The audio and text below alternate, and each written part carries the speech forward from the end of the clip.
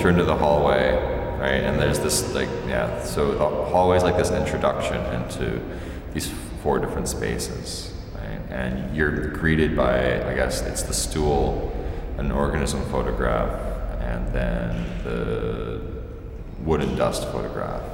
And that sets up the kind of very general proposal of structure or, example of language, which is this wooden structure, and then the dust, this sort of the filth that becomes this sort of added narrative element, that thing that happens when something exists in space. When a form exists, it collects dust or it collects debris. When a subject is talked about, it gets larger and gets more complicated. So that simple wooden structure of that snake form, that's like a subject. It's like the subject of dogs or windows or shoes or, formlessness or a bakery or whatnot. And then as that form, as that sort of word, as that subject gets talked about, it gets weirder and weirder. It changes shape. It takes on a different shape. It starts to look like something else. And that's where the dust comes in. So that's kind of the snake and wig photograph. And that's really sort of this kind of thesis for a lot of these works, the sort of soul of them. The organism photograph also operates well within the exhibition in terms of it's one piece of dough, and there's a whole series of photographs, and there's 5 of them within this exhibition, all of which are from the exact same piece of dough, and every time it was kneaded, like turned over, I took a different photograph. So each time you did that, the shape changes and the form changes, and now you have this different kind of organism-like thing, right? Even though it's the same material, it's still just, dough, but what it looks like is different. Just like in an alphabet, they're all letters, or they're all words in a dictionary, right? But as you use them, as you employ them, they take on different meanings. They take on different shapes. So then, room by room, you encounter the bakery of Bloch, which is and you encounter the whole universe of it, which is the first time it's ever been shown. And that piece is really a kind of like treatise on sculpture that I have. It's like my ideas about sculpture. It's my ideas on form and how form exists and how things like memory and history can actually have analogs as materials, and how when you use those materials like memory and history, you construct forms out of them, right? And those forms then exist in space, and those forms then within this television series that I developed, called The Bakery of Bloch, these forms then start to produce other forms and start to use their environment to construct narrative.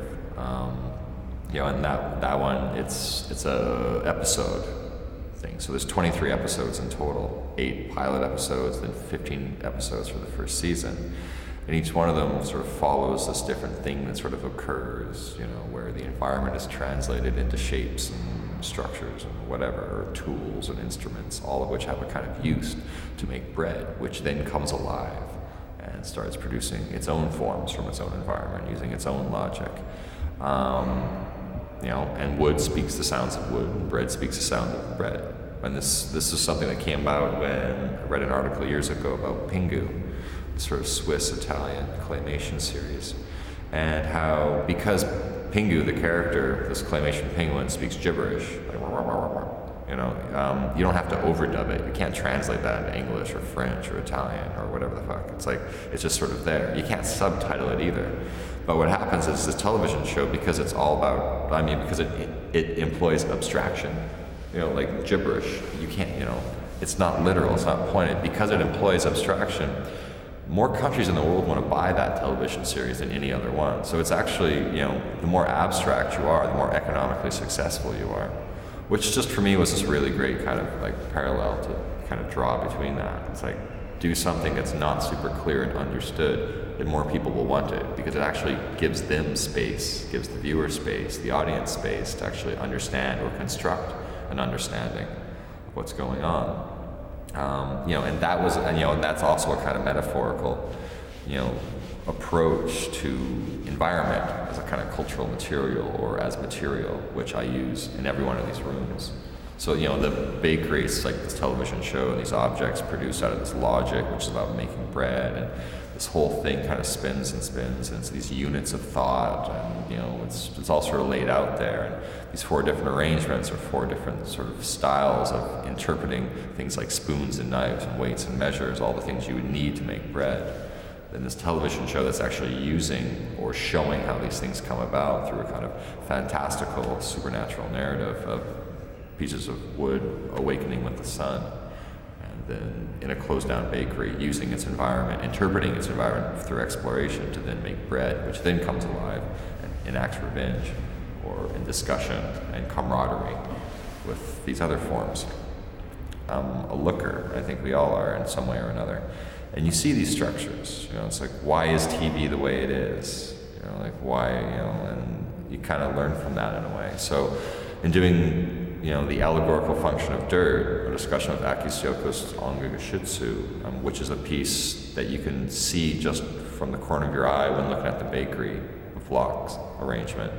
That was very much around this very basic narrative convention of television, and it's called shot counter shot, where, you know, it's like you alternating shots back and forth of a subject, and by doing so and by framing them in a 3/4 view within the screen, you are actually able to simulate conversation, dialogue. And you can do this with like anything, dogs, plants, radiators, I don't know, like whatever. But as long as you shoot it that way and sort of alternate it and set up this movement, this kind of rhythm back and forth, you can actually construct discussion, or the illusion of discussion, or the inference that something is sort of being conversed with.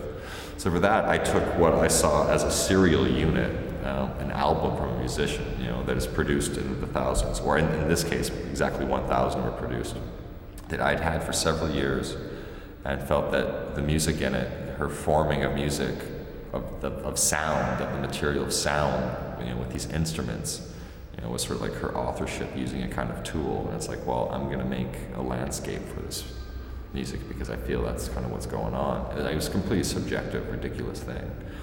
But I wanted a material that would resist all kind of allegory, any kind of overtaking allegory, right? It would always come back to what it was, which is dirt. You know, it's everywhere. It's a sort of very base thing. So 12 songs on the album, 12 sculptures out of dirt, shot with this sort of this narrative convention of video, and then just sort of overlaid. It's like her album directly corresponds to, you know, this edited version of this dirt explorative thing, right? And it just kind of traverses several decades of television, just watching it. It's like old science stuff and experimental film and all that. And that, you know, and that's the kind of thing that comes out in a conversation. Like if we were to talk about one topic for an hour, you would just go all over the place, right? And the conversation might be interesting, it might be boring, it might get kind of dirty, it might get totally redundant, you know? Sometimes you just don't agree as well, right? That would occur, and within that work, that does occur, you know? It is very present. Yeah. Discussion you try to have with the musician. Which leads to like I guess like part 2 or part B to that work, which is this booklet, this newsprint booklet, and it's sort of me trying to contact her to say, okay, look, like I've done this, like you put your album out, and now this, and I'm listening to it, and I'm thinking about it, and I'm gonna make something, and I'm gonna send this back to you. It's like one of those like creepy love letters, I guess, or something kind of off like that. You know, but I really wanted to have a real discussion relative to this metaphorical discussion, right? And I mean that in a sort of like formal sense, it's like a member of the audience, you know, deciding to sort of step up and say something instead of just sort of passively receiving these things. To say, well, actually, I have an opinion, and this is what that opinion looks like. I'm going to send it to you, and we're going to talk about it. And it was great because within the booklet, she's like, yeah, I don't really understand what you're doing. But great, and I like funny things. Another element that's very present in your work, and then I think about Flûte de Sable, is like this performative aspect, or how you try to adapt this kind of conceptual performative structures. Yeah, well, I mean, the Flûte de Sable, I mean, that's a thing. I mean, that was really, because like that's my only performance work. like ever. But it has to be, you know. And it's again back to this idea of like use the mediums that are most relevant and use them for your benefit because they can communicate, right? There are communicative structures out there in the world that just are better at certain moments for doing certain things. And the flute was, you know, it's this flute that I made from plastic tubing, but it looks kind of like bone or something, I don't know. But it's based on the shape of an underground tunnel in northern Scotland. And it's between 2,000 and 3,000 years old, this tunnel. And this flute, I took measurements, and so it's that shape, you know, and like the bends and the turns are all relative to the route this tunnel travels underneath the ground. You know, there's an entrance and an exit of this tunnel, which then corresponds with the flute shape, and the note holes are based on the holes that rabbits have dug through the ceiling, right? So this object that you can play becomes a metaphorical portrait for this underground tunnel and for what may or may not have occurred within that tunnel. And the playing of this flute becomes a kind of enacting voice of this tunnel, you know, which then links up with the history of psych folk and paganism within that region of northern Scotland, which is really about giving voice to the environment, or giving voice to the suspicion of a entity, of like a living thing within the environment, but still having that mysterious allusion to some kind of performative event. But I think but I mean that work always has to get played again and again, because you need to do that. You need to announce that story. We're in the brain room right now, right, where you have like a series of drawings kind of put together, a series of photographs where you can really understand the language that's being constructed, the kind of visual language, the proposition of subject in space, and then subject being complicated through its existence, through its discussion, which is represented by the dust or the filth-like debris in the drawings. You know, but then you have these stools, right? And you're welcome to come and sit on these stools and hang out. And each one of these stools is as if someone said the word black stool 5 times. And every time they said it, they say it differently. And that form just appears a little differently, because they're all black stools, but they're all different. That's kind of the point, in a way, right? It's like how you use a term, how you use information, and what you do with it, and how it looks. I mean, this has ramifications, right? So, and then within that all, there's this book called Growth, which is my new artist book. This is sort of the thing I've been working on for the last year. And in it, it's 5 different essays on the theme of growth in one way or another, right? And the whole idea was to produce a text where something can emerge out of it. It's not trying to recount something that's already happened. It's not trying to give answers. It's actually just trying to set up a kind of narrative proposition for someone to read and to interpret, and then just to kind of go off and do whatever they want with it. So within it, the first text is this memoir of philosophy from Dieter Rollstraat, right? And he starts in ancient Greece and starts talking about public masturbation, and then sort of goes up through the Black Forest and the big H's of German philosophy, like Hegel and Heidegger and Habermas and holy who knows and all these people. And then I've got a text that's recounting 3 thoughts that I thought about in the underground tunnel in Scotland, right? But I don't ever really mention the work. It's just these things, and I'm talking about psych folk and, you know, paganism, like stuff I just mentioned earlier. Then Mark von Schlegel's a science fiction writer, American science fiction writer. He's this great text about this accountant architect that multiplies himself over and over and over again. Then Esperanza Rosales, it's this text about the control of growth in Michael Jackson's voice. And then Dan Adler's the last text. It's called What to Make of Wood and Dust. And he's the only one that writes about my work, but I made him promise not to mention my name, not to mention any information that he previously could have known about my work. Just treating these images, which you see in this room in front of you as you're reading, and then you see throughout the whole exhibition until you get to this point, as if he just sort of found them. And he actually writes this pretty wild account of sort of looking and understanding of the 20th century, really, which is kind of a good thing to do. But I mean, books for me, it's this book, it's this unit, it's this thing. I'm like, there's millions of books in the world, right? And there's a kind of logic to how I think an artist should work with them. You need to kind of let them be what they are. And this book was completely designed to look like it has always existed. Right? It doesn't even really have my name on it. You know, it's just called Growth, and it's got this arm on it, and it's green. You know, and it's a sort of trade paperback, the kind of thing that would just be thrown in a bag and used. But it's it's meant to be read, it's meant to be handled, and it was designed that way too. I mean, the paper and the size and the font, everything is just about consumption. It's like you go to airports, like there's a reason why all those books look the same.